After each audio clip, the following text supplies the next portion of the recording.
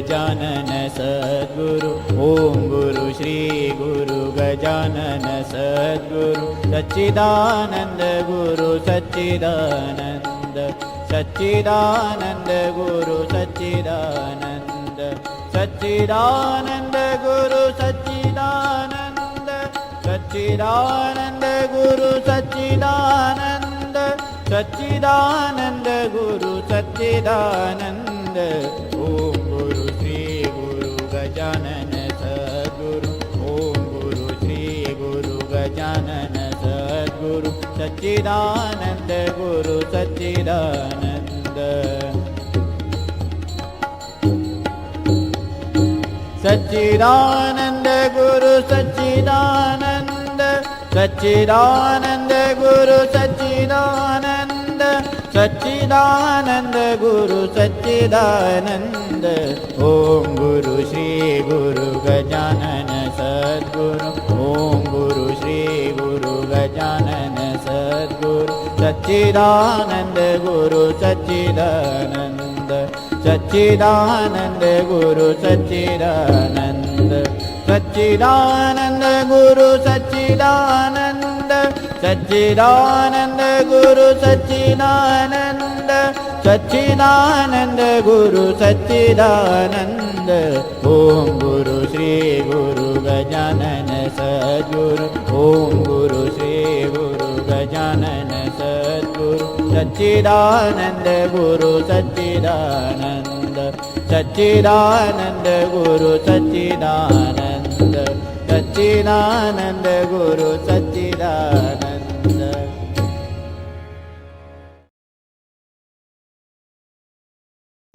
श्री गजानन जय गजानन। मी सौ मेघना अनंत कुलकर्णी। सर्व गजानन भक्तांना माझा गजाननमय नमस्कार। श्री गजानन महाराज उपासना केंद्र ठाणे आयोजित गजानन महाराज प्रकट दिनानिमित्त श्री दासगणू महाराज विरचित गजानन विजय ग्रंथातील 9व्या अध्यायाचे आज आपण निरूपण ऐकणार आहोत। आजचे आपले निरूपणकार आहेत अरविंददादा कुलकर्णी। त्यांचा परिचय मी थोडक्यात आपणास करून देते। खामगावच्या परमपूज्य काका महाराज आगासे यांचे अनुग्रहित गजानन महाराजांचे निस्सीम भक्त आणि ईश्वरी तत्वाशी समरस झालेले असे अलौकिक असे आपले व्यक्तिमत्व म्हणजे अरविंददादा कुलकर्णी। अरविंददादांनी मराठीतून MA केले आहे। त्यांचे हस्ताक्षर अतिशय वळणदार आणि सुंदर असे आहे। ते निवेदनही खूप छान प्रकारे सादर करतात। अरविंददादांचे कुटुंब शेगाव जवळील जालना जिल्ह्यातील। लहानपणापासूनच त्यांना शेगावची ओढ होती। त्यांच्या पूर्वपुण्याईमुळेच त्यांची आध्यात्मिक प्रगती खूप वेगाने झाली। त्यांच्या घरी महाराजांचे अनेक उत्सव साजरे होतात। त्या उत्सवात भजन कीर्तन आणि प्रवचन अशा सेवा ते स्वखुशीने देतात। त्यांच्याबद्दल बोलावे तेवढे कमीच आहे। तर त्यांच्या अमृतवाणीतनं 9व्या अध्यायाचे निरूपण ऐकण्यासाठी पुढील सूत्रे मी त्यांच्या हातात सोपवते।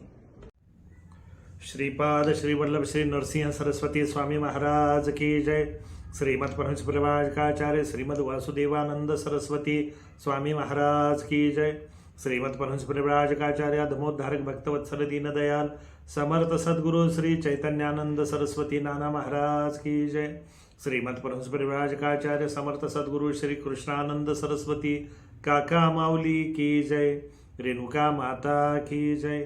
नर्मदा माता की जय। नर्मदे हर हर हर। अनंत कोटी ब्रह्मांड नायक महाराजाधिराज योगिराज परब्रह्म सच्चिदानंद भक्त प्रतिपालक शेगाव निवासी समर्थ सद्गुरु श्री गजानन महाराज की जय।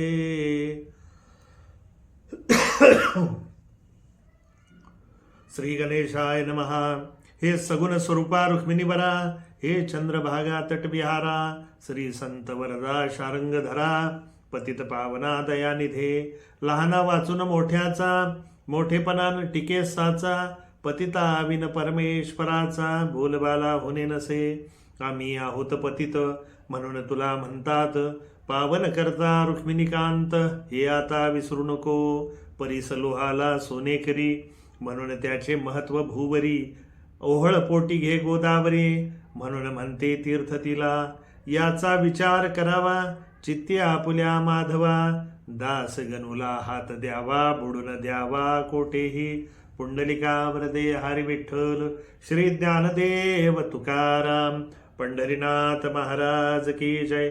माऊली ज्ञानेश्वर महाराज की जय. जगद्गुरु तुकाराम महाराज की जय. समर्थ सद्गुरु श्री गजानन महाराज की जय. जय गजानन माऊली. श्री गजानन महाराज उपासना केंद्र ठाणे यांच्या प्रतिवर्षीच्या उपक्रमाचा हा एक भाग आहे. गेल्या काही वर्षापासून ही छोटी मोठी सेवा ते करून घेत आहेत. त्यांचे मनापासून आभार मानावे. आपल्या सर्व भाविक वृंदांना या निमित्तानं भेटावं. अल्पस्वल्प सेवा आपल्याला आपल्या सद्गुरूंना त्यांच्या चरणी रुजू करावी एवढाच मानस याचा आहे. आपण सुजान श्री संत गजानन महाराजांचे भक्त आहात. दासगणू महाराज रचित श्री गजानन विजयाचे नित्य पारायण करणारी मंडळी आपण आहोत. नित्य नियमानं शेगावला जाणारी, पदयात्रा करणारी, श्री महाराजांचा आवडता अन्नशांतीचा उपक्रम करणारी आणि महाराजांवर निस्सीम मनापासून प्रेम करणारी मंडळी माझ्यासमोर बसलेली आहे याचं मला विनम्र भान आहे. आपल्या अंतःकरणात, आपल्या मनात श्री महाराजांची जी उत्तुंग प्रतिमा आहे, जो महाराजांविषयीचा भाव आहे तो प्रचंड आहे. शब्दामध्ये तो व्यक्त करणं माझ्यासारख्या सामान्य माणसाला शक्य नाही. परंतु मुळात तुमचा भाव मोठा आहे. तुमच्या भावानं ही जी बोबडी बोल आहे ती तुम्ही गोड करून घ्या हीच विनंती करतो. ठाणे उपासना केंद्राच्या सर्व गुरुबंधू भगिनींना आदरपूर्वक वंदन करतो आणि सर्व श्रोत्यांना वंदन करून श्री संत दासगणू महाराजांनी लिहिलेल्या या गजानन विजयाच्या 9व्या अध्यायाची सेवा माझ्या वाट्याला आलेली आहे. ती अल्पसेवा आपल्या चरणी, श्री सद्गुरूंच्या चरणी, श्री गजानन महाराजांच्या चरणी रुजू व्हावी एवढीच या निमित्तानं प्रार्थना करतो. अध्याय 9 आहे. 9 हा आकडा त्यातल्या त्यात आपल्या संत श्री गजानन महाराजांच्या एकूणच जो त्यांचा मंत्र आहे, जो त्यांचा आवडता मंत्र आहे, गण गण गणात बोते, या मंत्राची अक्षरे 9 आहेत. तसं पाहिलं तर 9 हा एक अंकी सर्वात मोठी संख्या हा भाव आपल्याला माहितीच आहे. परंतु अध्यात्मामध्ये 9चं सुद्धा एक फार मोठं महत्त्व आहे. अनेक ठिकाणी 9 या संख्येचा विशिष्ट असा उल्लेख आलेला आहे. असो, आज आपण तिकडं न जाता या 9व्या अध्यायाला सुरुवात करू. 154 संख्या असणारा हा अत्यंत सुरस, खरं म्हणजे दासगणू महाराजांची लेखणी एवढी प्रसन्न आहे, एवढी पवित्र आहे, एवढी प्रभावी आहे की दासगणू महाराज ज्यावेळेस लिहिते होतात, खरं म्हणजे शेगावच्या त्या मंदिरामध्ये दासगणू महाराज जेव्हा सकाळीच आपली प्रातर्विधी आटपून स्नान संध्यादी कर्म उरकून भुयारामध्ये श्री महाराजांसमोर लेखनापूर्वी जात असतील, त्यांची भावावस्था काय असेल याची कल्पना आपण करावी. खरं म्हणजे महापुरुषांचं सगळं जीवनच हे विलक्षण असतं. त्यांचं चालणं, बोलणं, वागणं हे सगळं विलक्षणच आहे.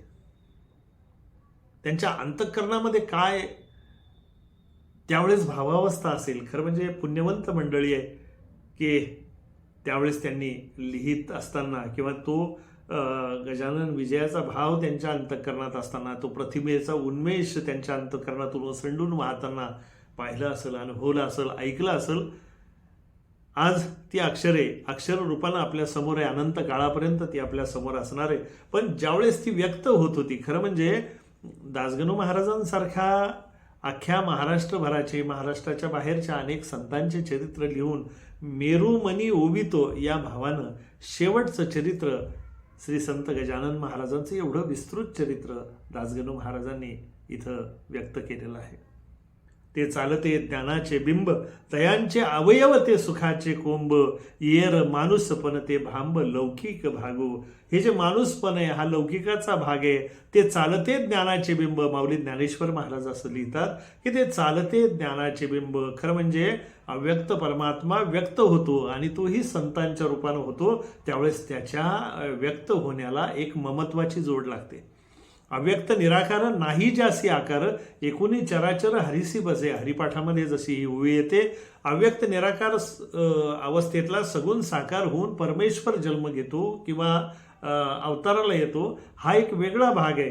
आणि अव्यक्त अशा परब्रह्माला व्यक्त होण्याचं अगतिकता ज्यांच्या सामर्थ्यात आहे, अशा त्या संतांचं सर्वसामान्य होऊन जगणं, तुमच्या माझ्यामध्ये येणं, तुमच्या माझ्यासारखं बोलणं, तुमच्या माझ्यासोबत चालणं, तुमची माझी सुखदुःख ऐकून घेणं, त्याला दिलासा देणं, आणि सगळ्यात महत्त्वाचं की आपलं मोठेपण झाकून ठेवणं, हे किती अवघड काम आहे. आणि संत हे सहज सहज करतात. अजाणतेपणे आपण त्यांच्या जवळ जातो, काहीतरी बडबडतो, काहीतरी मागतो. त्यांना कल्पना असते की याच्यासाठी आवश्यक काय, त्याची माझे हित करती सकळ. संताशिवाय आपलं हित हे कोणाला? जसं माता, आई, जननी, हिला माहिती आहे की तिच्या लेकराचं हित कशामध्ये, आणि ती त्या बाळानं कुठलाही हट्ट केला तर त्याच्याकडे दुर्लक्ष करते, पण त्याच्या हिताची जी गोष्ट आहे ती दिल्याशिवाय राहत नाही. संतांचं सुद्धा तसंच आहे. खरं म्हणजे आई ही उपमा सुद्धा संताला कमी पडते. आपण संतांना आई म्हणतो, पण आई ही उपमा तेवढीशी नाही, कारण आई फक्त तिच्या लेकरावरती प्रेम करते. फार फार तर ती नात्यातल्या लेकरांवरती प्रेम करील, शेजाऱ्या पाजाऱ्याच्या लेकरावर होईल, पण एखादा अनोळखी, काही संबंध नाही, भरलेला आहे, तुटलेला आहे, रडतोय, त्रासलेला आहे, मळालेला आहे, अशा कुठल्याशा लेकराला ती कड्यावर उचलून घेणार नाही. फार तर त्याला 2 पैसे देईल, त्याच्या पोटाची भूक भागेल एवढं अन्न त्याला देईल, कदाचित घरातून नवी कपडा आणून त्याच्या अंगावरती घालेल, पण त्याला हृदयाशी नाही लावणार. म्हणून आईची माया ही मर्यादित होते. आपल्या लेकरावरच ती माया होते, पण अखंड विश्वावरती जो मातृत्वाची चादर टाकतो, म्हणून संतांना तो माऊली भेटे आत्मा, ज्ञानेश्वरीमध्ये त्याला माऊली हा शब्द आला. अनंत विश्वाचं, विश्वभरातल्या सर्व चराचराचं, केवळ मनुष्य मात्राचं नाही, सकळांचं, अगदी पशु पक्षी कुठलाही असो, तो माझा आहे, तो आपला आहे, त्याच्यावरती सारखा स्नेह, एकसारखं निरतिशय प्रेम, सेल्फलेस लव, कुठल्याही अपेक्षेशिवायचं प्रेम जर कोणी करू शकत असेल तर ती फक्त संत आणि सद्गुरू. म्हणून संत हे एक विशेष आहे. विश्वातल्या परमेश्वराला सृष्टी साकारताना, सृष्टीची व्यवस्था लावताना, सृष्टीचा सगळा एकूणच संच निर्विवाद चालण्यासाठी अनेक गोष्टी कराव्या लागतात, आणि त्या करत असताना त्याला त्याच्या देवत्वाची मर्यादा येते. बऱ्याचदा मोठा मनुष्य हा सर्वसामान्यपणे त्याला काही ठिकाणी जाण्याच्या मर्यादा आहे. तो 3दा विचार करेल, त्याला त्याचा स्वतःचा प्रोटोकॉल आहे, आणि हा प्रोटोकॉल पाळून तो ज्यावेळेस या गोष्टी करू लागतो तर त्याला मर्यादा येते. त्याची उंची एवढी आहे की त्या सर्वसामान्याच्या झोपडीमध्ये तो मावेल का, तिथं जाईल का, त्याला तिथली चटणी भाकर रुचेल का.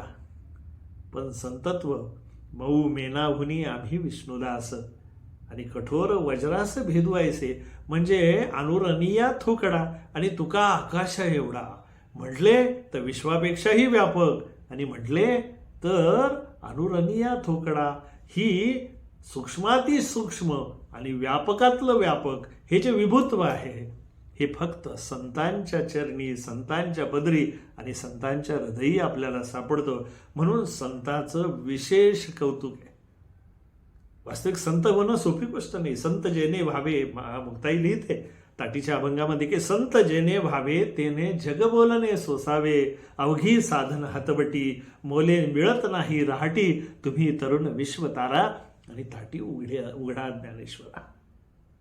संत होणं काही सोपी गोष्ट नाही. चणे खावे लोखंडाचे मग ब्रह्मपदी नाचे, हे लोखंडाचे चणे खाणं आहे. संतत्व होणं काही साधी गोष्ट नाही. केवढा त्रास आहे.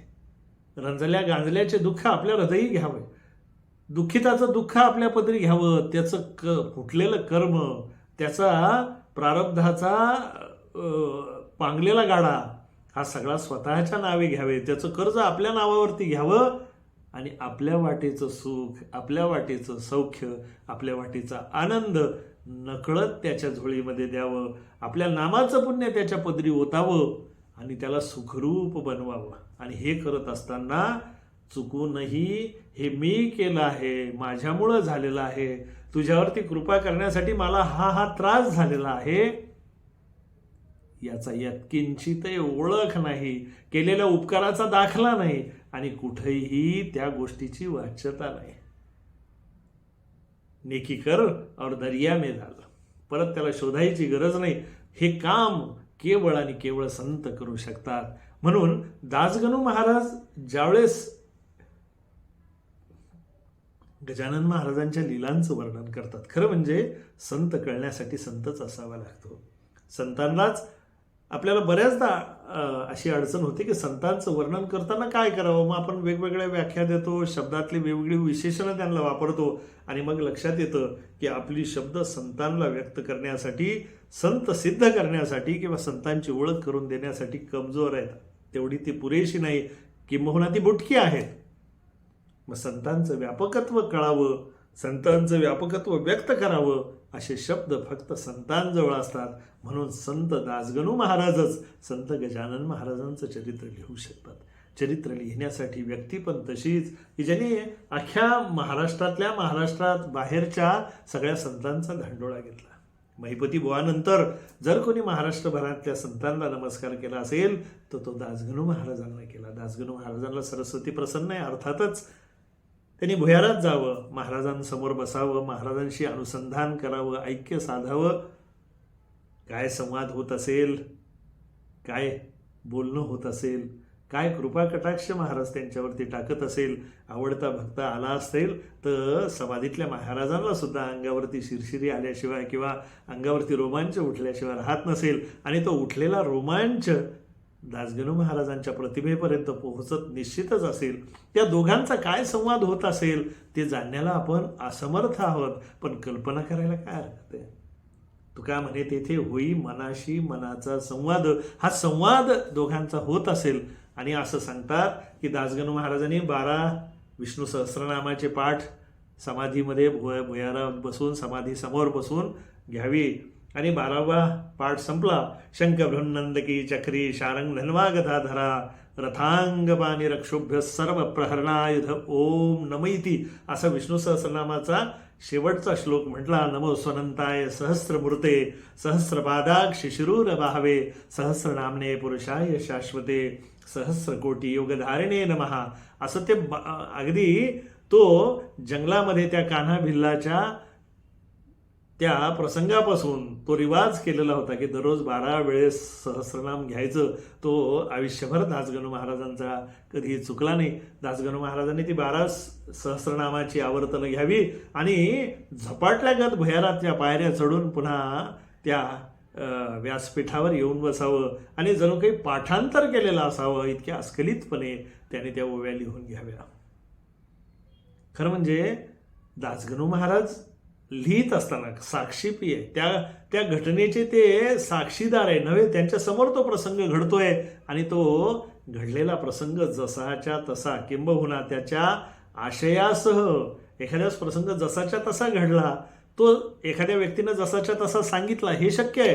परंतु त्याचा आशय, त्याचा भाव, ते असं का बोलले असतील किंवा असं का वागले असतील याच्यामधला भाव म्हणजे छडी खाली एखाद्याला मारणं आणि त्या छडीनं बाळाभाऊला मारणं म्हणजे विठोबा घाटोळाला महाराजांनी छडीखाली मारलं आणि त्याच महाराजांनी बाळाभाऊला सुद्धा मारलं. त्याच छडीनं भास्कर बुवांना सुद्धा मारलं. पण मारण्यामागचा भाव वेगळा आहे.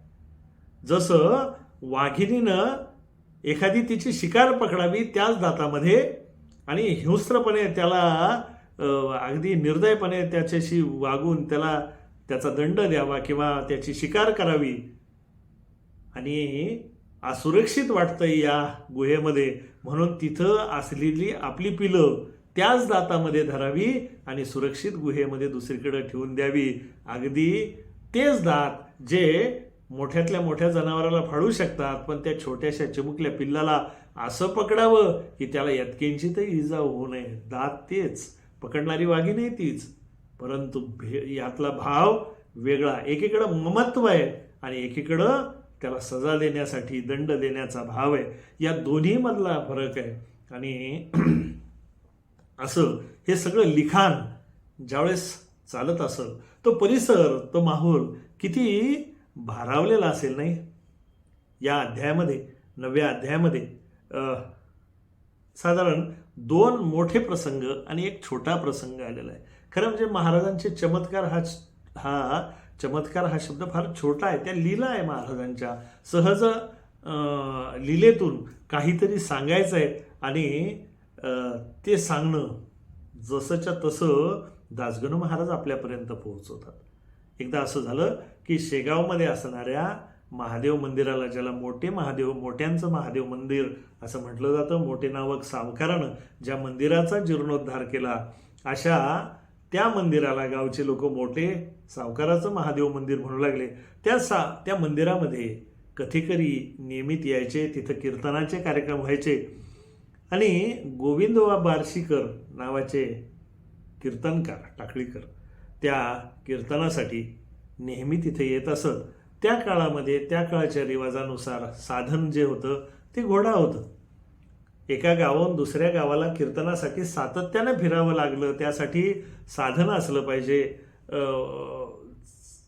म्हणून वाहनाचा उद्देश या नात्यानं त्यांनी तो घोडा पाळलेला होता. परंतु तो जो घोडा होता बुवांचा हा अतिशय खोडकर होता. समोरून व्यक्ती आला तर त्याला तोंडानं चावावं, व्यक्ती पाठीमागून आला की त्याला लाथेनं तडाखा मारावा आणि पाठीवर बसणारा माणूस सावध आहे बेसावध आहे असं पाहून मध्येच उडी मारावी आणि त्याला पालथं करावं. विलक्षण होतं. कुठेही घुसावं, कोळा घास असेल, चारा असेल तो घ्यावा. सगळे लोक गोविंदबाल म्हणायचे, बुवा तुम्ही या, पण ही तुमची ब्यात काही आणू नका. लोक सगळे त्याला घाबरायचे. मध्येच त्याचं खिंकाळणं, मध्येच त्याच्या उड्या मारणं, तो जो दोर आहे तो दातानं तोडणं आणि जंगलामध्ये पळून जाणं. बिचारे बुवा इकडं तिकडं किंवा बुवाचे सगळे इतर जी मंडळी होती त्याला शोधत राहायची आणि बुवा बिचारे चिंतित असायचे काय करावं. नित्य नियमितपणे किती जरी द्वाडा असला तरी याला बदलणं तितकंसं सोपं नाही, ते आर्थिकही शक्य नाही. आणि म्हणून बुवा कसं तरी त्याचा जो अन्याय होता, त्रास होता ते सहन करत होते. खरं म्हणजे कीर्तन ही जी परंपरा आहे ही नारदांपासून आपल्याकडे आलेली आहे. सततम कीर्तयंतो मा, सातत्यानं सतत भगवंताचं स्मरण करणे, सतत भगवंताचं नामस्मरण ज्याच्या मुखामध्ये तिथं कीर्तन हा शब्द लागू होता. अलीकडं कीर्तन मग त्यात थोडी सुलभता आली, थोडी रंजकता आली, कारण एकच व्यक्ती समोरच्यांना 3-3.5 तास खेळवून ठेवतोय तर त्याच्यासाठी मग त्यामध्ये गायन आलं, वादन आलं. ह्या सगळ्या निरूपणाच्या इतर ज्या काही पैलू आहेत ते त्याच्यामुळे आले. पण मूळ कीर्तनाचा भाग हा नामस्मरण आहे. आणि ज्याप्रमाणे नारद महाराज हे सातत्यानं फिरतात, सातत्यानं ते एका ठिकाणी थांबत नाही, तर सातत्यानं ते प्रसार व्हावा कीर्तनाचा, त्या नामस्मरणाचा, म्हणून ते सातत्यानं फिरतात. आणि म्हणून कीर्तनकार मंडळी ही सातत्यानं फिरत असली पाहिजे असा त्याचा रिवाज आहे. आणि हे पारिव्राजकत्व, हे फिरणं याच्यासाठी साधन म्हणून तो घोडा. परंतु घोडा अतिशय द्वाड आणि त्यांनी काय करावं तर आपण पाहिलं की अतिशय त्रास द्यावा. आज कथीकरी बुवा तिथं आले मंदिरामध्ये, त्यांनी कडीला आपला घोडा बांधला आणि ते पहुडले. थोडासा प्रवासानं थकले होते, थोडंसं वय झालेलं असेल आणि बराच वेळ झाला, कारण हा जो घोडा आहे तो सहजासहजी झोपेल तो घोडा कसला. मध्येच त्यानं आवाज द्यावा, जोरजोरात ओरडावं, खिंकाळावं, आपली चराटे तोडून पळून जावं, हा प्रकार होता. म्हणून बुवा मधून मधून यायचे आणि पाहायचे की त्याचा जो अतिद्वाडपणा आहे तो आज त्यांनी काय नवीन पराक्रम केलेला आहे किंवा आज कुठली खोडी केलेली आहे.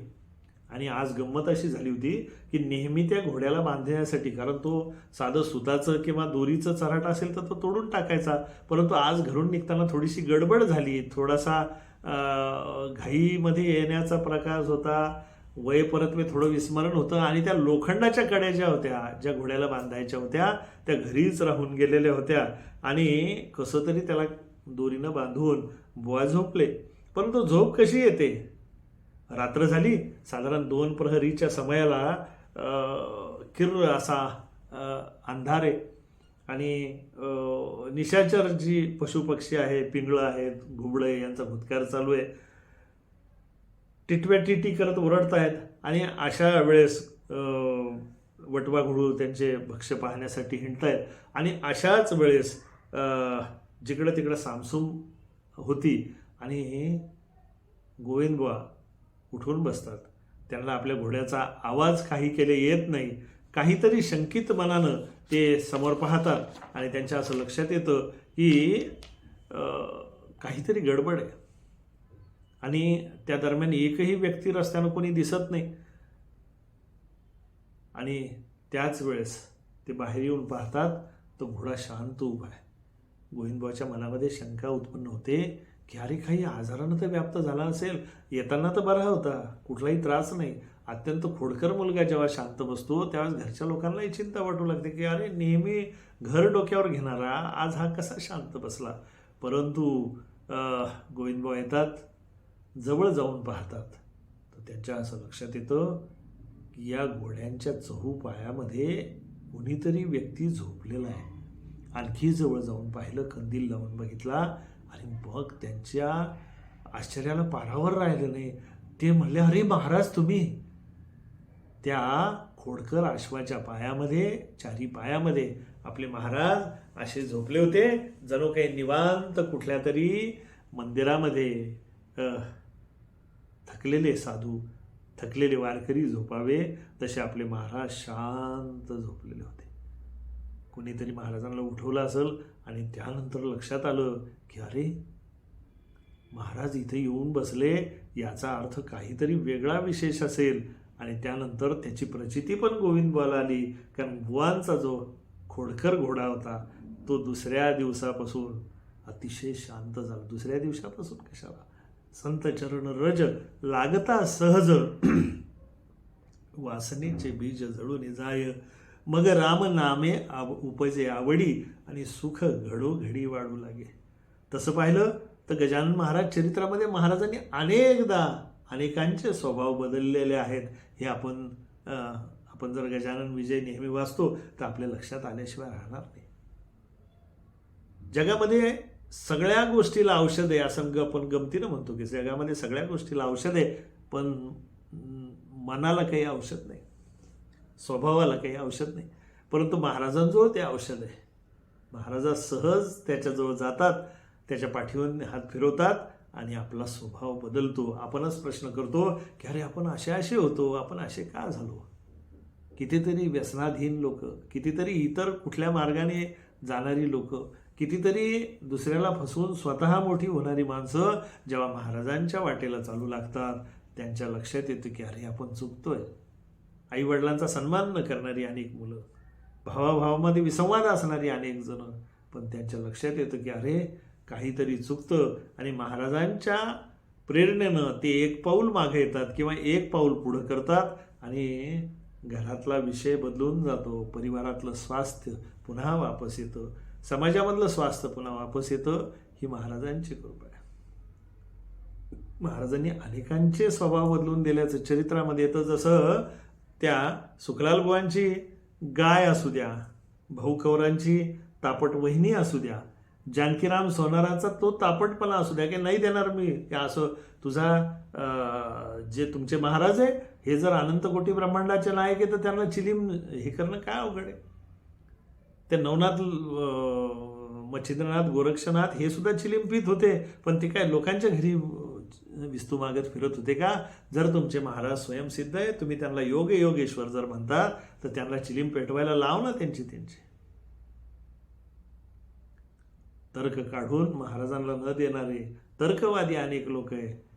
पाटील बंधूंचा तो आडदाणपणा, त्या मारुती मंदिरामध्ये कुस्ती खेळायला लावणं, त्या उसानं महाराजांवरती प्रहार करणं आणि कृपाळूपणे महाराजांनी त्यांच्याकडे दुर्लक्ष करून त्यांना उसाची मोळी पिळून देणं, सहज सहज स्वभाव बदलण्याचे लक्षण आहे. इथं सुद्धा तेच झालं. टाकळीकर बुवांचा तो घोडा महाराजांनी अगदी नकळत शांत केला.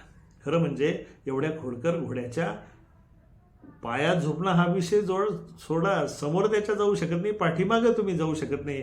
कारण पाठीमागे गेला तर लत्ता प्रहार आणि समोरून गेला तर असं चावणार की अवघड होऊन जाणार.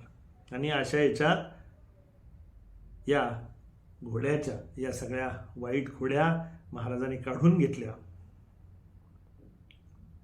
आणि त्याला शांत केलं. कथेकऱ्याचं घोडं हे शांत असलं पाहिजे. कथेकऱ्याला असं द्वाड घोडं असून चालणार नाही. आणि त्याला सांगितलं, बाबा रे, आजपासून खोड्या करणं सोडून दे बरं का. आणि त्या मुक्या पशूनं सुद्धा महाराजांची आज्ञा मान्य केली. खरं म्हणजे गुरु वाक्यन्न लंघयते हे आपल्याला कळत नाही, पण त्या मुक्या जीवाला कळतं की गुरु आज्ञा कधीही ओलांडायची नसते. जसं शिवनिर्माल्य आपण ओलांडत नाही, तशी गुरु आज्ञा सुद्धा ओलांडता येत नाही. गुरु वाक्यन्न लंघयेत शास्त्र सांगतं. आणि त्या खोडकर घोड्याने एका सेकंदामध्ये आपल्या सगळ्या खोड्या सोडून दिल्या. आणि तो अगदी महाराजांनी त्याला सांगितलं की बाबा रे, बैलासारखं वागत जा. आणि त्या दिवसापासून त्याने कुणालाही त्रास देणं सोडलं. शेगावच्या लोकांना त्या घोड्याचा परिचय झाला होता. बऱ्याच जणांना त्याचा प्रसादही मिळालेला होता. कर्णोपकरणी त्याची कीर्ती वाढलेली होती आणि साहजिकच लोक त्याला घाबरत होते. दुसऱ्या दिवशी ज्यावेळेस मंडळी मळ्यामध्ये येते आणि ती त्या गोविंदबाबांना सांगते, बुवा कशाला बांधलं हो इथं, या रस्त्यानं लहान लेकरं येतात, बाया बापड्या येतात, तुमचा हा घोडा कोणाला त्रास देईल. महाराजांनी अत्यंत नम्रतेनं, गोविंदबाबांनी अत्यंत नम्रतेनं सांगितलं की बाबा रे, माझा घोडा आता तो खोडकर घोडा उरला नाही, तर माझ्या महाराजांनी, संत श्री गजानन महाराजांनी माझ्या घोड्याला सद्बुद्धी दिली, त्याला शांत केलं. आणि तो विना चराटाचा एक प्रहर भर उभा आहे चिंचेच्या झाडाखाली. त्यानं कोणाला हुंदाडलं सुद्धा नाही. मळ्यामध्ये कोवळा घास काय कमी आहे का? पण त्यानं कुठेही आपलं तोंड घातलं नाही. तो शांत निवांत आज्ञेचं उल्लंघन न करता आणि निवांत उभा आहे. आणि संतांची केवढी शक्ती आहे की पशु त्यांच्या आज्ञेत वागतात, हे दासगणू महाराजांनी सांगितलं. आणि गोविंदबाबांना ज्यावेळेस हे कळलं की माझ्या या द्वाड घोड्याला महाराजांनी शांत केलं. आणि दासगणू महाराज असं पुढे लिहितात की गोविंदबाबांनी हात जोडले आपल्या महाराजांना आणि महाराजांची स्तुती करू लागले. अचिंत्य जगता प्रती कृती तुझी कोणा न कळे, असो खळही केवडा तव कृपे सुमार्गी वळे.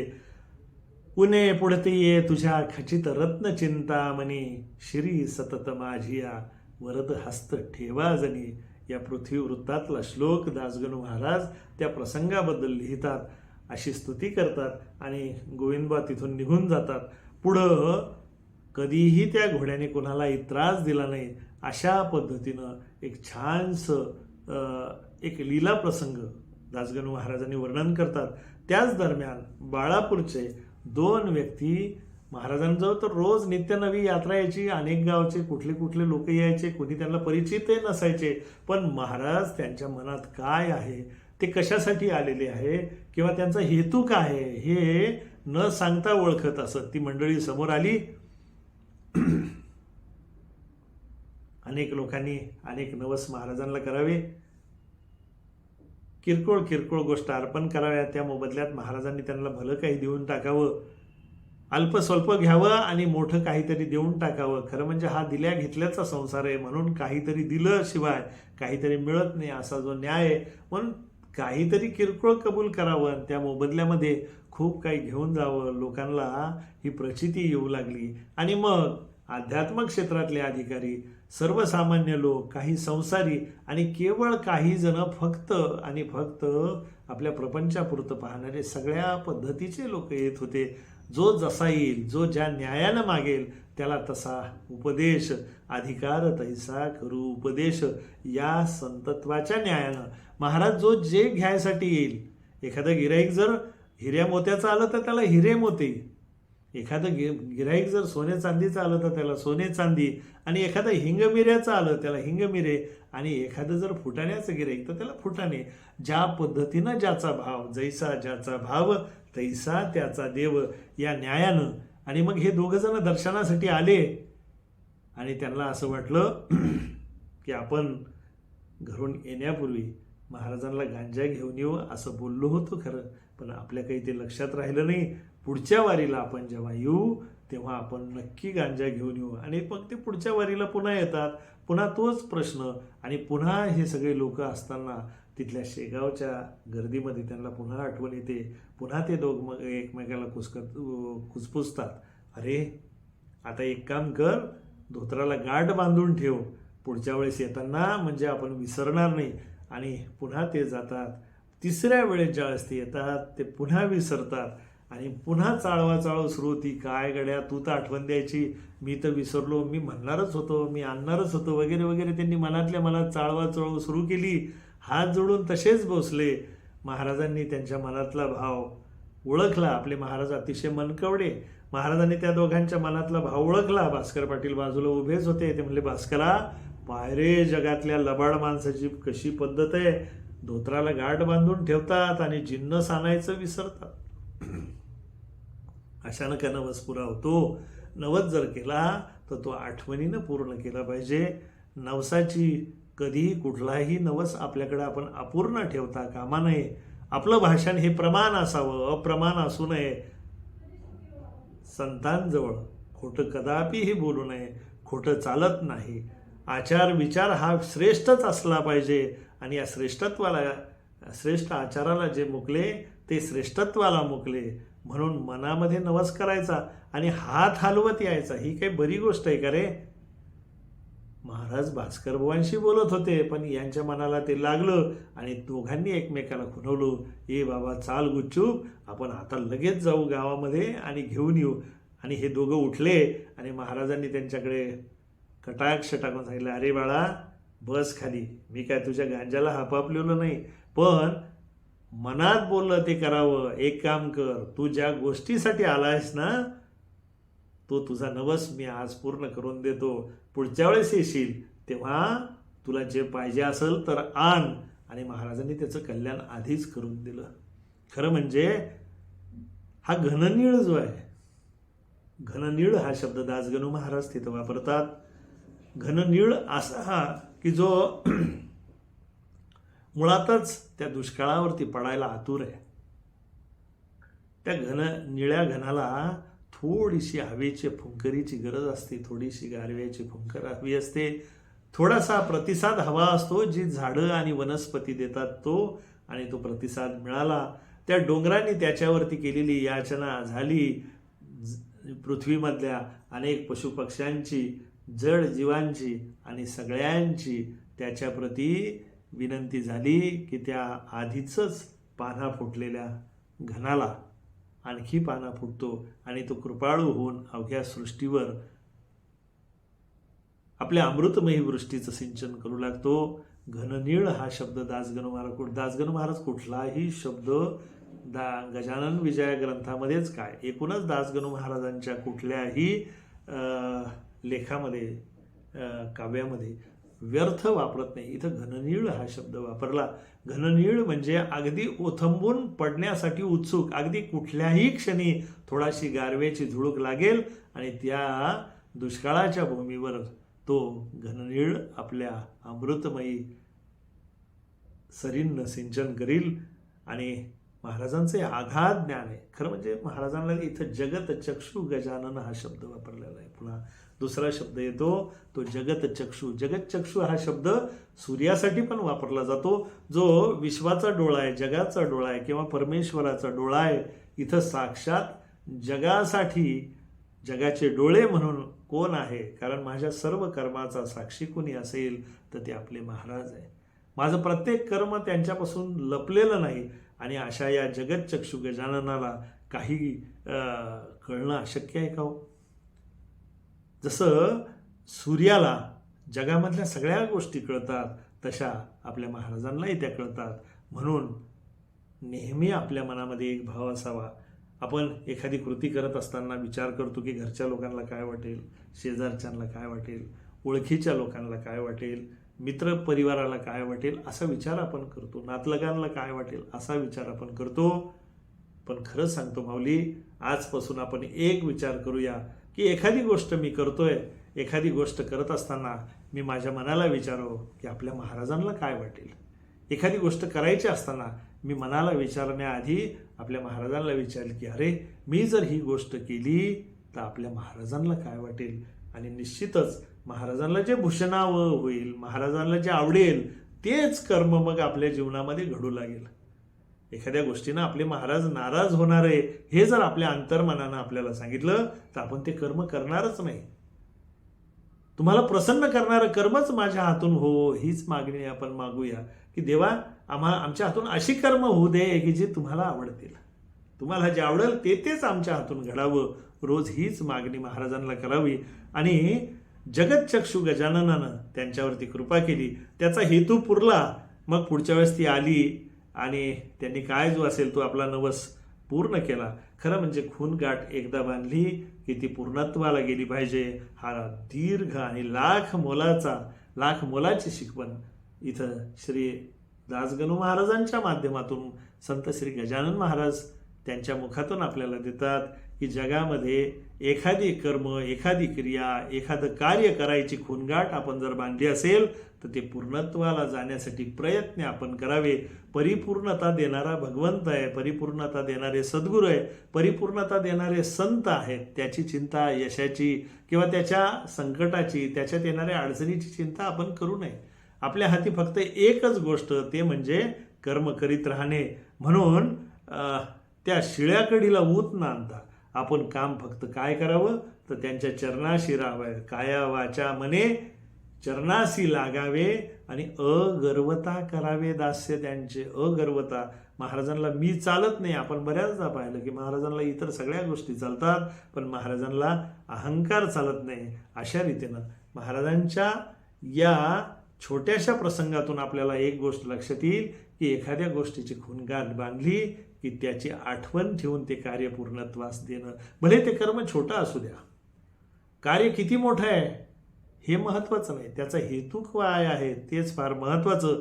आणि अशा तऱ्हेनं या 9व्या अध्यायामधला तिसरा प्रसंग येतो तो बाळापूरचाच. आधीची ही 2 मंडळी ही बाळापूरची आणि त्यानंतरचे बाळाभाऊ महाराज आणि पुतळाबाई या 2 रामदासी दाम्पत्याची अत्यंत सुंदर कथा या भागामध्ये येते. आता इथं 2 गोष्टीचा योगायोग आहे. बाळाभाऊ आणि पुतळाबाई हे सुद्धा रामदासी आहे. बाळापूर म्हणजे अकोल्यापासून तर सातारपर्यंत त्या वयामध्ये पायी जाणं किती अवघड गोष्ट आहे. परंतु निष्ठेनं 60 वर्ष वयाची होईपर्यंत हे दाम्पत्य करतंय. धर्मेच अर्थेच नातीचरामी ही जी शपथ आहे लग्नामध्ये घेतलेली ती पाळणं पण महत्वाचं आहे. काही शपथा आपण घेतो पण त्या पाळेल कोण, पाळणंही महत्वाचं आहे. आणि धर्मामध्ये जर पत्नीची साथ असेल तर अर्थपुरुषार्थ सहजच होईल. कामपुरुषार्थ हा सर्वच जीव करतात पूर्णत्वाला नेतात. काम म्हणजे काय तर केवळ प्रजा वाढणे इथपर्यंत त्याचा अर्थ नाही, तर ज्या ज्या कामना असतील त्या पूर्णत्वासाठी देण्यासाठी केलेले प्रयत्न हा कामपुरुषार्थ.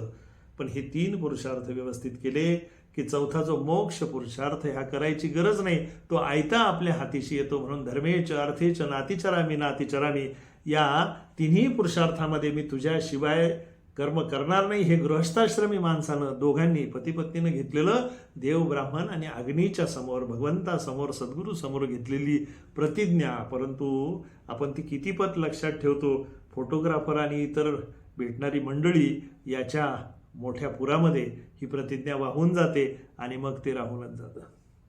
पुतळाबाई आणि बाळाभाऊ दोघेही नित्य नियमानं नवमीच्या उत्सवाला सज्जनगडाला जातात. प्रतिपदेला तिथं पोहोचावं आणि 9वीपर्यंत मुक्काम करावा. त्यानंतर 2-3 दिवस आणखी राहावं आणि नंतर पुन्हा ज्या मार्गाने गेले म्हणजे अगदी शेगाव, खामगाव, मेहकर, देऊळगाव राजा, पुढे जालना, जाम समर्थ जिथं समर्थांचं जन्मस्थान आहे, त्याच्यानंतर दिवरा, बीड, आंबेजोगाई, मोहरी, डोमगाव, नरसिंगपूर, नातेपोते, पंढरपूर, सातारा आणि मग सगळ्यात शेवटी सज्जनगड असं जावं आणि मग पुन्हा सज्जनगड, शिंगणापूर, सातारा असं करत करत नरसिंगपूर असं करत करत पुन्हा आपल्या बाळापूरला यावं. एक घोडा सोबत घ्यावा ओझ्यासाठी, त्यावरती आपलं सामान ठेवावं आणि स्वतः पायी चालावं. हातात चंदनाच्या चिपळ्या आणि टाळ घेऊन हे जोडपं प्रत्येक ठिकाणी गावामध्ये जावं. प्रत्येकी त्यांनी गावामध्ये भिक्षा मागावी आणि आपला उदरनिर्वाह करावा, पुढच्या गावाला जावं. कुबडी, कंथा, दासबोध अगदी माफक साहित्य, अगदी गरजेपुरतं साहित्य आणि हे चालत असताना कुठेही अहंकार नाही. त्याच्या अंगी खरं म्हणजे साधुत्व आहे, पण त्याचा मत नाही, त्याचा अहंकार नाही. जी भिक्षा मिळेल आधी रामाला नैवेद्य दाखवावा. कुणी याचक अतिथी असेल, आजूबाजूला कुठला एखादा जीव उपाशी असेल त्याला द्यावं आणि उरलेलं अन्न प्रसाद म्हणून भक्षण करावं. असं करून बाळाभाऊंची ही वारी चालू होती. बाळाभाऊ याही वेळेस त्या वारीला निघतात. जातानाच त्यांच्या लक्षात आलं की आतापर्यंत ही जी वारी होती ही सोपी होती, परंतु आता शरीर तसं फारसं साथ देत नाही. परमार्थामध्ये शरीर हे चांगलं असावंच लागतं. शरीर हे माध्यम आहे आणि ही साधना करताना किंवा हे पारायण, नामस्मरण, सेवा करताना शरीराची साथ ही अत्यंत आवश्यक आहे. आणि आज नवमीच्या उत्सवानंतर बाळाभाऊ आणि पुतळाबाई भुयारामध्ये म्हणजे सज्जनगडावरच्या त्या भुयारामध्ये स्वामींच्या समाधीसमोर बसतात. दोन्ही हात जोडलेले बाळाभाऊंनी आणि बाळाभाऊ अंतःकरणातून समर्थांना म्हणतात, स्वामी, देहाला 60 वर्ष उलटून गेले, कालमानाची आणि एकंदरीतच सगळ्या गोष्टीचा परिणाम जीवावर होतो. आजपर्यंत तुम्हाला भेटायला इथपर्यंत आलो, परंतु आता पुढच्या वर्षी येता येईल का? कारण येताना एवढा त्रास झाला, केवळ आपण आणलं म्हणून आम्ही इथे येऊ शकलो. पुढच्या वर्षी येणं शक्य होईल का हे मला वाटत नाही. आणि त्यांच्या डोळ्यामध्ये पाणी आलं, डोळे भरून आले. सात्विक मागणी आहे बाळाभाऊंची आणि सात्विक मागणी आहे पुतळाईंची, परंतु त्यांनी आपल्या सद्गुरूंसमोर आपली अडचण व्यक्त केली, खरी अडचण व्यक्त केली, खऱ्या अंतःकरणातून व्यक्त केली, निरागसपणे व्यक्त केली. तर सद्गुरू डोळे पुसायला वेळ लागत नाही. त्या रात्री बाळाभाऊ झोपतात, स्वामी त्यांच्या समोर येऊन उभे राहतात. बाळा, हताश होऊ नको बरं, तुला दर्शन द्यायला मीच आता तुझ्या घरी येईल, चिंता करू नकोस बाळा, इतक्या लांब तू येऊ नकोस. स्वामींना अशक्य काय? आता इथं गंमत अशी आहे की बाळाभाऊ आणि पुतळाबाई हे सुद्धा रामदासीच. ज्यांनी हा ग्रंथ लिहिला ते आपले दासगणू महाराज मूळ रामदासीच. वामनबुवाचा त्यांना अनुग्रह, ते रामदासी परंपरेतून येतात. म्हणून दासगणू महाराज स्वतःला रामदासी म्हणून घ्यायचे. मी एक छोटासा रामदासी आहे असं ते नेहमी म्हणायचे. आणि पूर्वी माझी वस्ती होती सज्जनगडावर, हे आपले महाराज आहे म्हणतात की मी पूर्वी सज्जनगडावर होतो, आता सांप्रत तुझ्या गावी आलेलो आहे. म्हणजे सज्जनगडवासियाचा काही ना काही संदर्भ इथं लागल्याशिवाय राहत नाही. आणि नवमीच्या दिवशी तुझ्या घरी नक्की येईल हा शब्द महाराजांनी म्हणजे स्वामींनी बाळाभाऊंना दिला. बाळाभाऊ उठून बसले आणि शक्ती पाहून परमार्थ कर, पुढच्या वेळेस तुझ्याकडे येईल असं सांगितलं. बाळाभाऊ आनंदात घरी येतात. आता येताना पुढच्या वेळेस आपले महाराज, आपले स्वामी आपल्या घरी येणार आहे या आनंदात ते घरी येतात. आपल्या मित्र कंपनीला, आपल्या सहपरिवारातल्या स्नेही लोकांना त्यांनी सांगितलं, सगळ्या लोकांनी सांगितलं की बाळाभाऊ, आतापर्यंत तुम्ही एकट्यानं आनंद घेतलात, तुमच्याकरता आपले महाराज स्वामी इथं येत असतील तर आम्ही पण तुमच्यासोबत आहे, आम्ही पण त्या उत्सवामध्ये भाग घेऊ. तुम्ही फक्त उत्सवाचं बघा, बाकीचं सगळं आम्ही पाहून घेऊ, तुम्ही काही चिंता करू नका असं म्हणून बाळाभाऊंच्या स्नेहांनी वर्गणी केली आपसामध्ये आणि भला मोठा गावाचाच उत्सव त्यावेळेस साजरा केला. आणि शब्द होता की तुझ्या दासनवमीच्या उत्सवाला मी येईल. सगळा उत्सवाची तयारी सुरू होती. बाळाभाऊला करायचं काहीच नव्हतं. बाळाभाऊचे मित्र जे होते ते सगळे उत्सवाची तयारी करत होतं. कोणी हार तुरे ओळत होतं, कोणी पंक्तीची तयारी करत होतं, कोणी साफसफाई करत होतं, कोणी तो मंडप साकारला होता, कोणी सद्गुरूंना बसायसाठी छान आसन मांडलं होतं, कोणी पादुकांना फुलांनी सजवत होतं, कोणी पालखीची तयारी करत होतं. सगळ्यांची लगबग धावपळ चालू होती, पण बाळाभाऊंचं काही केलं लक्ष लागत नव्हतं. माझे प्रभू आज माझ्या घरी येणार आहे आणि त्याची वाट जशी शबरीनं प्रभू रामचंद्राची वाट पाहावी, भरतानी प्रभू श्रीरामाची वाट पाहावी, या न्यायानं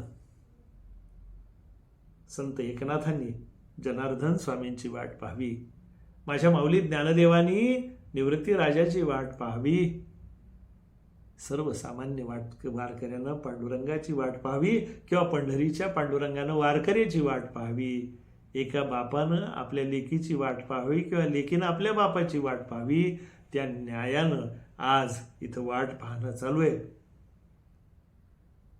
आज माझे स्वामी माझ्याकडे येतील, आज माझे स्वामी माझ्याकडे येतील, हा ध्यास मनाला लागलेला आहे. काय करू, काय उपचार करू त्यांना. घरा आले ऋषिकेशी, काय करू पाहुणे. तुकाराम महाराजांचा अत्यंत गहिवरून आणणारा अभंग आहे की घरामध्ये तुकाराम बुवांच्या घरी देवानं सांगितलं, तुकोबा आज येतो तुझ्या घरी. तुका म्हणले या. आणि खरंच जगाचा मालक परब्रह्म त्या दिवशी तुकोबाकडे येतो. तुकाराम महाराजांना प्रश्न पडतो, आता महाराज आले घरी, आपला देव आला, बाप आला, तर ह्याला बसू कुठं. म्हणून तुटलेली बाज होती, त्याच्यावरती गोधडी पांघरली आणि घरामध्ये सांगितलं, अरे बाई आता काही कर, भगवंत आलेला आहे, त्याला जेवू घालायचं आहे. रोज आपण त्याला नैवेद्य दाखवतो, पण आज माझा बाप स्वतः घरी आलेला आहे, त्याला नैवेद्य कर ग. एरवी रागवणारी तापट असणारी जिजाऊ पटकन कुठेतरी जाते, थोडेसे ओंजळभर जोंधळे घेऊन येते, त्या जात्यावरती ते जोंधळे भरडते आणि जोंधळे कमी अधिक पाणी जास्त, कारण 2-3 जणांना तरी पुरलं पाहिजे. या न्यायानं तिनं काय केलं, माऊलीनं पातेलं भरून पाणी टाकलं, मिठाचे खडे टाकले आणि त्यामध्ये ते थोडेसे ओंजळभर जोंधळे भरडून टाकून दिले. झाला भोजनाचा प्रकार झाला. पान मांडलं, पत्रावळ मांडली आणि मेनू वाढला. पाहुणचाराचं मेनू. काय मेनू, तर कन्या आहे. तुकोबा असं लिहितात की दरदरीत पाण्या माझी रांधी आल्या कन्या. दरदरीत म्हणजे काहीच नाही, तेल नाही, मीठ नाही, मोहरी नाही, कुठल्याही प्रकारचा मसाला नाही. दरदरीत पाण्या माझी रांधी आल्या कन्या. त्या कन्या ज्यावेळेस त्या पानामध्ये वाढल्याबरोबर त्या चारी दिशेनं पळायला सुरुवात केली आणि देवाला काही ते जमना. देवानं असं गमतीनंच तुकोबा लिहितात की देवानं आपले 4 हात त्या कामाला लावले, चारीकडून पानं धरले आणि शंख चक्र गदा पद्म असणारा तो भगवंत आपले सगळे आयुध बाजूला ठेवून त्या तुकोबाच्या कन्या सनसनाटपणे ओढतोय. आणि तुकोबाला ते सांगतात, तुकोबा आतापर्यंत खूप लोकांनी मोठे मोठे भोग दिले रे, खूप मोठी मोठी पक्वान्न खाऊ घातली, पण खरं सांगतो तुकोबा तुझ्यासारख्या कन्या मला माझ्या आयुष्यात भेटल्या नाही. असं म्हणून देव जेवतो, देव तृप्ततेनं जेवतो आणि पोटभर जेवण झालं की अशी पद्धत आहे. पूर्वी आपल्याकडे ती प्रकर्षानं पाळली जायची की कोणी पाहुणेर मोठी माणसं आली, ज्येष्ठ माणसं आली की त्यांना भोजनानंतर विडा देण्याची पद्धत होती. आता विडा द्यायचे तर ते त्रयोदशगुणी, षोडशगुणी बरेचसे प्रकार आहेत त्याचे. पण तुकाराम महाराजांनी पाहिलं, पानाचं तबकता आहे घरामध्ये, पण पानाची तबकामध्ये तो मसाला, ते कंकोळ, ते सुपारी, ते काय असतं, बडीशोप, काथ, वेलची, जायफळ, काही नाही. आपल्या पतीचं सत्व न जाऊ देणारी जिजाऊ घरामध्ये. बरेच जण सांगतात की जिजाऊ भांडखोरे, अजिबात नाही. आपल्या गुलाबाला त्रास होऊ नये म्हणून काटेची भूमिका तिने घेतली असेल बरेचदा, पण जिजाऊ कधीही भांडखोर नाही. संरक्षण करते, तिला माहिती माझा गुलाब आहे, त्याचं संरक्षण मला करायचंय. घराघरामध्ये माता मावल्या हेच काम करतात. आणि तसंच झालं. जिजाऊ पटकन बाहेर अंगणामध्ये गेली वैष्णवांच्या दारी तुळशीचं रोप हक्काचा असतो. आणि त्यांनी काय केलं, ते एक तुळशीचं पान तोडून आणलं, तुकोबाच्या हातावरती दिलं, तुकोबाने देवाच्या हातामध्ये दिलं. मुखशुद्धी तुळशी दळ, तुका म्हणे मी दुर्बळ. काय आनंद आला असेल ना. आज अशी गोष्ट झाली की बाळाभाऊंला देवाची वाट पाहत आहे आणि त्याच वेळेस आवाज आला. आणि तो आवाज कोणाचा आहे, गलबला झाला. लोक म्हणले, अरे बाळाभाऊ बाहेर या. आणि बाहेर पाहतात तो काय, त्यांना दिसलं की अनंत कोटी ब्रह्मांड नायक महाराजाधिराज योगीराज परब्रह्म सच्चिदानंद भक्त प्रतिपालक असा तो शेगाव निवासी माझा योगी दाराशी उभा आहे. या या या माऊली घरामध्ये या असं म्हणून त्यांना हा नमस्कार केला. आपले गजानन महाराज आपल्या निजानंदामध्ये आजान भाऊ आपले महाराज जणू काही आज तुझे लळे पुरवण्यासाठी आलो बाळा, काय पाहिजे ते मागून घे. साक्षात परब्रह्म चालून. कधी कधी काय होतं की गंगाच त्या एखाद्याच्या घरी जावी तशी याची अवस्था. कुठलं पुण्य असेल बाळाभाऊचं मला माहिती नाही. सद्गुरूची खरी कृपा असली की राजयाची कांता काय भीक मागे, मनाची या सिद्धी जोगे सिद्धी पावे. कल्पतरू तळवटी जो कोणी बैसला, त्याला काही वानवा कशाचीच नाही. त्याला तो उभा राहिला. आणि बरं झालं आज या निमित्तानं का होईना गजानन महाराज आले. चला याही संताचे पाय लागले, पण आज मी गजानन महाराजाची नाही वाट पाहत, आज मी माझ्या स्वामी महाराजांची वाट पाहतो. मना सज्जना भक्ती पंथेची जावे, तरी श्री हरी पाविजे. तो स्वभाव आहे, तो मनातल्या मनात म्हणतो स्वामी शब्द तुमचा आहे तो पूर्ण करावा. आणि तेवढ्यात त्यांनी बाजूला सहज पाहिलं तर आता आजान भाऊ नग्न स्वरूपात उभे असणारे दारामधले महाराज. त्याला असं दिसलं की भाळावरती ते त्रिपुंड आहे, कंथा आहे, कुबडी आहे, हातामध्ये कमंडलू आहे, दाढी वाढलेली आहे, प्रचंड देह जणू काही साक्षात मारुती सारखा वज्रदेही. आणि ते दाराशी उभे. अहिल्या शिळा राघवे मुक्त केली, पदी लागता दिव्य होऊन गेली. त्यानं पाहिलं, अरे तर गजानन महाराज होते, हे कोण. असं दोघांचं चालू राहिलं. कधी गजानन महाराज दिसावे, कधी स्वामी दिसावे, कधी रामदास स्वामी दिसावे, कधी गजानन महाराज दिसावे. दासगणू महाराजांनी सांगितलं ही सिनेमाच्या खेळासारखी अवस्था झाली. त्याचं मन घोटाळलं. आणि मग महाराजांनी त्याची फार काळ परीक्षा घेतली नाही. त्याने सांगितलं, बाळा पूर्वी माझी वस्ती सज्जन गडावरती होती बरं, आज मी तुला तुझा रामदास म्हणून तुझ्या दाराशी आलो. चल पाटावरती बसव, सगळी चिंता सोडून दे. वेड्या, मीच तुझा गजानन आहे आणि मीच तुझा रामदास आहे. शरीर रूपाला काय महत्व देतोस बाळा, गीतेमध्ये लिहून ठेवलेलं आहे ना. तू वस्त्राला किंमत देतो आणि आत्म्याला विसरतो. असं म्हणून महाराजांनी त्याच्या पाठीवरती हात ठेवला. चल पूजा कर, वासांसी जीर्णानी. हा गीतेतला श्लोक महाराजांनी त्याला म्हणून दाखवला. प्रत्यक्ष प्रचिती हा केवळ श्लोक म्हणून म्हटला नाही, तर त्याची प्रचिती दिली. महाराजांनी त्याला सांगितलं की बाबा रे मला पाटावरती बसव. बाळकृष्ण महाराज भान हरपले, त्याला जाणीव आपल्या कर्तव्याची करून देण्यासाठी ते म्हणाले मला पाटावरती बसव.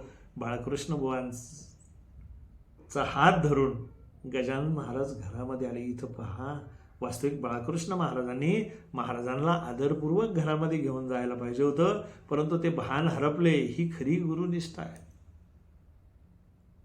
इथं बाळकृष्ण महाराजांची कुठली चूक आहे असं मला म्हणायचं नाही, पण त्यांना आपल्या सद्गुरूविषयी एवढी प्रचंड निष्ठा आहे की मला माझे सद्गुरू माझे सद्गुरू जगामध्ये पुष्कळ आहे, पण मला माझे सद्गुरू. आणि शेवटी महाराजांनी त्यांना त्याचा हात धरला. चल रे बाळा घरामध्ये चल. किती वेळ दाराशी उभं करतो, कारण इथं भान हे ठेवायचं आहे की महाराज आज रामदास स्वामींच्या भूमिकेतून इथं येत आहेत, त्यामुळं घरात ने. आणि महाराज पाटावरती बसली. सगळ्या बाळापुरामध्ये पुकार झाली की अरे गजानन महाराज आले, गजानन महाराज आले. एकाचे नि कैवारे. पूर्वी बहुतांचे कोडी या न्यायानं गजानन महाराज तिथे येतात. दिवसभर त्या रामदासीचं मन काही, बाळाभाऊंचं मन काही स्थिर नाही आहे. महाराज आले एवढं स्वतःच्या यानं सांगितलं तरी त्याचा शब्द मनातल्या मनात चालतं की नाही, पण बाबा मी तर तुम्हाला बोलवलं होतं ना. गजानन महाराज आले, माझं पुण्य आहे, तुमची कृपा आहे माझ्यावरती.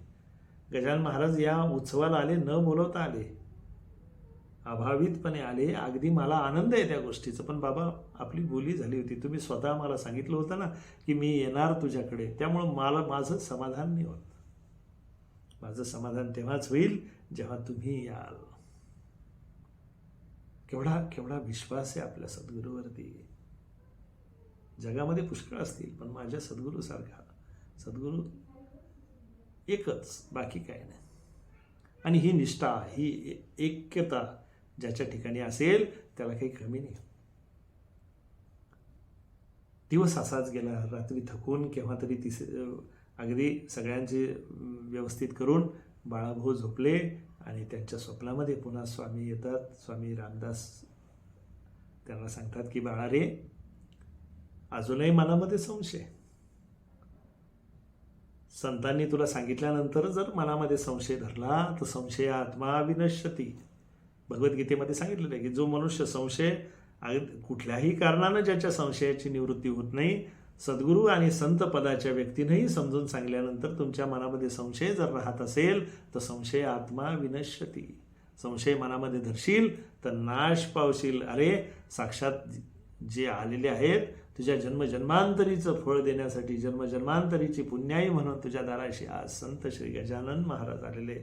बाळा, त्यांना पाटावर बसव, त्यांची यथायोग्य पूजा कर. तुझी नवमीची पूजा सार्थक झाली असं समज. अरे, ती माझीच मूर्ती आहे, हल्ली वऱ्हाड प्रांतामध्ये मी त्यांच्या रूपाने येऊन बसलो आहे, असं स्वप्न बाळकृष्ण महाराजांना पडतं. आपल्या स्वामींनी स्वतः येऊन केलेलं ते शिष्याचं समाधान, आपल्या लेकराची काढलेली समजूत बाळकृष्ण भाऊ उठून बसतात. समर्थ सद्गुरू श्री गजानन महाराजांची यथायोग्य पूजा केली जाते. सांग पद्धतीनं, अतिशय समर्पक रीतीनं पूजा होतात. कुठलीही न्यूनता तिथं राहत नाही. जिथं स्वतः 2-2 सद्गुरू येऊन राहतात आणि एक वाक्य त्यानं बोलतात. एक नोट करून ठेवण्याची गोष्ट आहे. संतमत महाराष्ट्रातला असू द्या, राजस्थानमधला असू द्या किंवा जगातल्या कुठल्याही प्रांतामधला असू द्या, संतामध्ये एक वाक्यता असते. संत कधी 2 मत सांगत नाही. आणि जे 2 मत सांगतात त्यांना संत कशाला म्हणायचं? संत हे एक वाक्य. संतांनी जे लिहिलं ते विश्वव्यापी असतं. म्हणून आपला कुठलाही संत जर उभा राहतो तर अवघे विश्वची माझे घर, ऐसी मती जयाची थोर, किंबहुना चराचर आपणची झाला. या न्यायानं पुन्हा त्यांनी महाराजांची पूजा केली. नवमीचा दिवस छान पार पडला, दशमी उजाडली आणि पुन्हा महाराजांना तो विनंती करतो की महाराज, माझं चुकलं, आता आणखी काही दिवस तुम्ही इथं राहा. महाराज त्याला सांगतात की नाही रे बाळा, आता तुझं काम झालं का आणखी काही दिवस झाल्यानंतर मी परत येईल. महाराजांनी त्याच्याकडं भोजन केलं आणि महाराज शेगावच्या दिशेनं जाताना दिसले, पण रस्त्यानं कुणाला दिसले नाही. क्षणात ते आपल्या शेगावला येऊन पोहोचतात. अशा रीतीनं स्वस्ती श्री दास गणुविरचित हा गजानन विजय नामे ग्रंथ सुखद हो भाविका प्रत, हेच इच्छे दास गणू शुभम भवतु श्री हरिहरार्पणमस्तु इति नवमोध्याय गोढा. अशा रीतीनं 154 ओवीचा हा सुंदर गजानन विजय ग्रंथाचा 9वा अध्याय दासगणू महाराज इथं पूर्ण करतात. या ग्रंथाला वंदन करतो. ह्या ग्रंथ श्रवणासाठी अधिकारी रूपानं समोर बसलेल्या सर्व माता भगिनी, गुरुबंधू आणि भगिनींना वंदन करतो. समर्थ सद्गुरू श्री नाना काका माऊली ज्यांच्या कृपेनं हे बोलणं होतं त्या माझ्या सद्गुरूंना वंदन करतो. समर्थ सद्गुरू गजानन महाराजांनी कुलस्वामिनी रेणुका मातेला वंदन करतो. या निरूपणामध्ये जे जे काही चांगलं असेल, तुमच्या मनाला भावला असेल, तो माझ्या सद्गुरूचा प्रसाद आहे. तो आपल्या घरी घेऊन जा, तो तुमच्या जीवनात कल्याण करील. आणि या जे चुकीचं असेल, तुमच्या बुद्धीला भावलं नसेल किंवा तुम्हाला पटलं नसेल, तो माझ्या बुद्धीचा दोष आहे, तो मला परत करा, एवढेच बोलतो. अत्यंत वंदनपूर्वक, आदरपूर्वक ही सेवा नम्रतेनं सद्गुरूंच्या चरणी अर्पण करतो. सद्गुरुनाथ महाराज की जय. अनंत कोटी ब्रह्मांड नायक महाराजाधिराज योगिराज परब्रह्म सच्चिदानंद भक्त प्रतिपालक शेगाव निवासी समर्थ सद्गुरू श्री गजानन महाराज की जय.